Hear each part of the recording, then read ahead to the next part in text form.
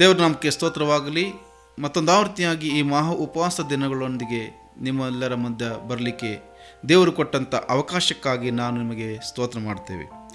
ಈ ಒಂದು ದಿನಗಳಲ್ಲಿ ನಾವು ದೇವರ ವಾಕ್ಯವನ್ನು ಧ್ಯಾನ ಮಾಡುವಂಥದ್ದು, ಪ್ರಾರ್ಥನೆ ಮಾಡುವಂಥದ್ದು, ದೇವರಿಗಾಗಿ ದೇವರ ಕಾರ್ಯಕ್ಕಾಗಿ ಮೀಸಲಿಡುವಂಥ ಸಮಯವಾಗಿದೆ. ಆದ್ದರಿಂದ ಈ ಉಪವಾಸ ದಿನಗಳಲ್ಲಿ ನಮಗೆ ಧ್ಯಾನ ಮಾಡಲಿಕ್ಕಿರುವಂಥ ಭಾಗವು ಯೋಹಾನ ಬರೆದ ಸುವಾರ್ತೆ 3ನೇ ಅಧ್ಯಾಯದಲ್ಲಿ ದೇವರ ವಾಕ್ಯವು ಹೀಗೆ ಹೇಳ್ತದೆ. 3ನೇ ಅಧ್ಯಾಯ 3ನೇ ವಚನದಲ್ಲಿ, ನಾನು ನಿಮಗೆ ನಿಜವಾಗಿ ಹೇಳುತ್ತೇನೆ, ಒಬ್ಬನು ಹೊಸದಾಗಿ ಹುಟ್ಟದಿದ್ದರೆ ಅವನು ದೇವರ ರಾಜ್ಯವನ್ನು ಕಾಣಲಾರನು. ಇಲ್ಲಿ ಯೇಸು ಸ್ವಾಮಿ ಹೇಳುವಂಥ ಒಂದು ಮಹಾ ಪ್ರಾಮುಖ್ಯತೆವಾಗಿರುವಂಥ ವಿಷಯವೇನೆಂದರೆ, ಹೊಸ ಸೃಷ್ಟಿ ಆಗಬೇಕು, ನೂತನವಾಗಿರಬೇಕು. ಆತನ ಜೀವಿತದಲ್ಲಿ ದೇವರ ಕಾರ್ಯಗಳನ್ನು, ಮಹತ್ವಗಳನ್ನು, ಮಹಿಮೆಗಳನ್ನು, ಅದ್ಭುತಗಳನ್ನು ನೋಡಬೇಕಾದರೆ ಹೊಸ ಸೃಷ್ಟಿ ಆಗಬೇಕೆಂಬುದಾಗಿ.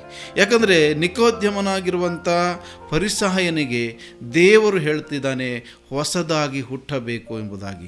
ಈ ಹೊಸದಾಗಿ ಹುಟ್ಟುವಿಕೆ ಏನಂತ ಹೇಳಿದರೆ, ನಮ್ಮ ಜೀವಿತದಲ್ಲಿ ನಮಗೆ ಅರಿವು, ತಿಳುವಳಿಕೆ, ಜ್ಞಾನವು ಬಂದಾಗ ಆ ದೇವರ ಬಿಟ್ಟು ಅಗಲಿಕೆ ಆಗಿ ದೇವರ ಸಹವಾಸದಿಂದ ದೂರವಾಗಿ ಹೋಗಿರುವಂಥ ಜೀವಿತ, ಪಾಪದ ಜೀವಿತ, ಅಂಧಕಾರದ ಜೀವಿತ, ನಾವು ದೇವರ ಆಶ್ರಯ ಇಲ್ಲದೆ ಬದುಕುವಂಥ ದಿನ.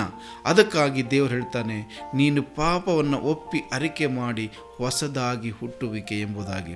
ಅದಕ್ಕಾಗಿ ಯೆಶಾಯನ ಪ್ರವಾದನ ಗ್ರಂಥದಲ್ಲಿ 43ನೇ ಅಧ್ಯಾಯದಲ್ಲಿ 19ನೇ ವಚನದಲ್ಲಿ ಹೀಗೆ ಹೇಳುತ್ತದೆ ದೇವರ ವಾಕ್ಯ, ಈಗೋ ಹೊಸ ಕಾರ್ಯವನ್ನು ಮಾಡುವೆನು, ಈಗ ತಲೆದೂರುತ್ತದೆ, ನಿಮಗೆ ಕಾಣುವುದಿಲ್ಲವೋ?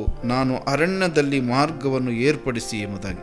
ಈಗೋ ನಾನು ಹೊಸ ಕಾರ್ಯವನ್ನು ಮಾಡುವೆನೆಂಬುದಾಗಿ ದೇವರು ಇಸ್ರಾಯೇಲ್ ಮಕ್ಕಳಿಗೆ ವಾಗ್ದಾನ ಮಾಡ್ತಿದ್ದಾನೆ. ಯಾಕಂದರೆ ದೇವರು ನಮ್ಮ ಜೀವಿತದಲ್ಲಿ ಪ್ರತಿದಿನವೂ ಹೊಸ ಕಾರ್ಯ ಮಾಡಲಿಕ್ಕೆ, ಹೊಸತನದಿಂದ ಜೀವಿಸಲಿಕ್ಕೆ ನಮ್ಮನ್ನು ದೇವರು ಪ್ರೇರೇಪಣೆ ಮಾಡುವನಾಗಿದ್ದಾನೆ. ಅದಕ್ಕಾಗಿ ಪ್ರಿಯರೇ, ನಮ್ಮ ಜೀವಿತದಲ್ಲಿ ಹೊಸತನ ಬೇಕು. ಒಂದು ದಿನ, ಒಂದು ಕ್ಷಣವಲ್ಲ, ದಿನವಾಗಿ ಯೇಸು ಕ್ರಿಸ್ತನಲ್ಲಿ ನಾವು ಹೊಸ ನೂತನ ಸೃಷ್ಟಿ, ನೂತನ ಆಲೋಚನೆಗಳು, ಒಂದು ದೇವರ ವಾಕ್ಯದ ಆಲೋಚನೆ ಪ್ರಕಾರವಾಗಿ ನಾವು ಜೀವಿಸುವಂಥ ಮಕ್ಕಳಾಗಬೇಕೆಂಬುದಾಗಿ ದೇವರು ಬಯಸ್ತಾನೆ.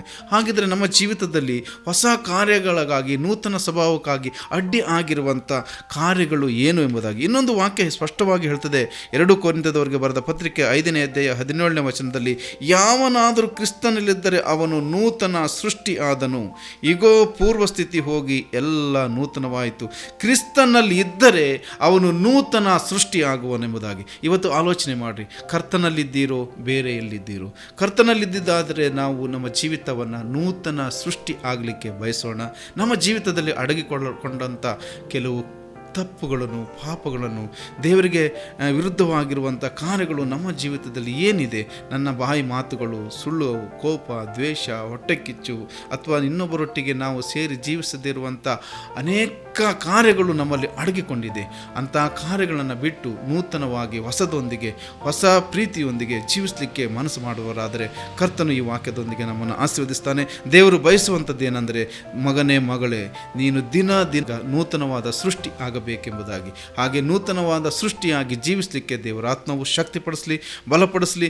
ದೇವರು ಇವತ್ತು ಸಹ ಕರೀತಾನೆ, ನೀವೆಲ್ಲರೂ ನೂತನ ಸೃಷ್ಟಿಯಾಗಬೇಕೆಂಬುದಾಗಿ. ಹಾಗಿದ್ರೆ ಕರ್ತನು ಈ ವಾಕ್ಯದ ಮುಖಾಂತರವಾಗಿ ನಮ್ಮನ್ನು, ನಿಮ್ಮನ್ನು, ಈ ವಾಕ್ಯವನ್ನು ಕೇಳುವಂಥ ಪ್ರತಿಯೊಂದು ಕುಟುಂಬವನ್ನು, ಪ್ರತಿಯೊಂದು ಮಕ್ಕಳನ್ನು, ನಿಮ್ಮ ಜೀವಿತದಲ್ಲಿ ಅಡಗಲ್ಪಟ್ಟಂಥ ಎಲ್ಲ ಸಮಸ್ಯೆಗಳಿಗೂ, ಎಲ್ಲ ಕಷ್ಟಗಳಿಗೂ, ಎಲ್ಲ ದುಃಖಗಳಿಗೂ ದೇವರು ನಿಮ್ಮ ಆತ್ಮನಿಗೆ ಬಿಡುಗಡೆ ಕೊಟ್ಟು ದೇವರೊಟ್ಟಿಗೆ ಹೊಸ ಸೃಷ್ಟಿಯಾಗಿ ಬದುಕಲಿಕ್ಕೆ ದೇವರ ಆತ್ಮವು ಸಹಾಯ ಮಾಡಲಿ. ಆಮೇನ್, ಆಮೇನ್.